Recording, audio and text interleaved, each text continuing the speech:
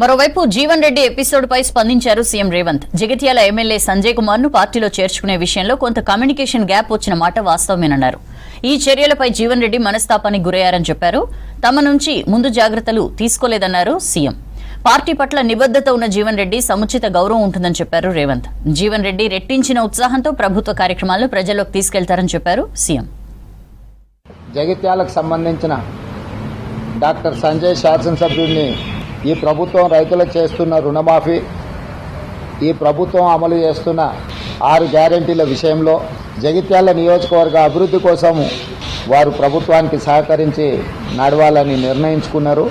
ఆ నిర్ణయాలలో భాగంగా మా వైపు నుంచి కూడా సంపూర్ణంగా సమన్వయం చేయడంలో పిసిసి తరఫున కూడా తీసుకోవాల్సిన ముందస్తు జాగ్రత్తలు తీసుకోకపోవడం వల్ల కొంత గందరగోళ పరిస్థితి ఏర్పడ్డది. పార్టీ హైకమాండ్ ఆదేశాల మేరకు ముఖ్యమంత్రిగా, కాంగ్రెస్ పార్టీ అధ్యక్షుడిగా ఆ ఆదేశాలను అమలు చేసి జీవన్ రెడ్డి గారి యొక్క గౌరవాన్ని కాపాడి ఆ ప్రాంత కాంగ్రెస్ పార్టీ కార్యకర్తలను ఆదుకోవడానికి పార్టీ ఆదేశించింది, మేము నిర్ణయించుకున్నాం.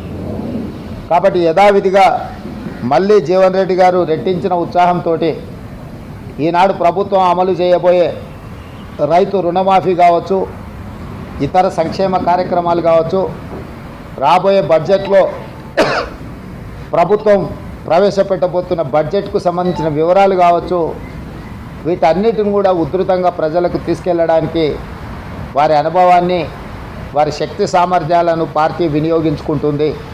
పెద్దలు జీవన్ రెడ్డి గారి చర్యల వల్ల కాంగ్రెస్ ప్రభుత్వానికి, కాంగ్రెస్ పార్టీకి నష్టం జరగాలి అని ఏవైతే గుంటనక్కలు ఎదురు చూసినాయో వాళ్ళకి పెద్దలు జీవన్ రెడ్డి గారు ఎలాంటి అవకాశం ఇవ్వలేదు. ఎందుకంటే వారి అనుభవం, కాంగ్రెస్ పార్టీ పట్ల వారికి ఉన్న కమిట్మెంట్ ఇలాంటి ఆశించే వాళ్ళకు అర్థం కాదు. కాబట్టి ఈరోజు మీడియా మిత్రుల ద్వారా తెలంగాణ ప్రజలకు, జీవన్ రెడ్డి అభిమానులకు, కాంగ్రెస్ పార్టీ కార్యకర్తలకు, ఈ ప్రభుత్వంలో, ఈ పార్టీలో వారి గౌరవానికి, వారి అనుచరులకు, వారి సహచరులకు, కాంగ్రెస్ పార్టీ కార్యకర్తలకు ఎలాంటి కష్టము నష్టం జరగకుండా పార్టీ చర్యలు చేపడుతుందని పార్టీ ఆదేశించింది, చేపట్టాలని చెప్పింది. అవి తప్పకుండా అమలు చేస్తామని చెప్పి ఈ సందర్భంగా మీ ద్వారా అందరికీ తెలియజేస్తాం.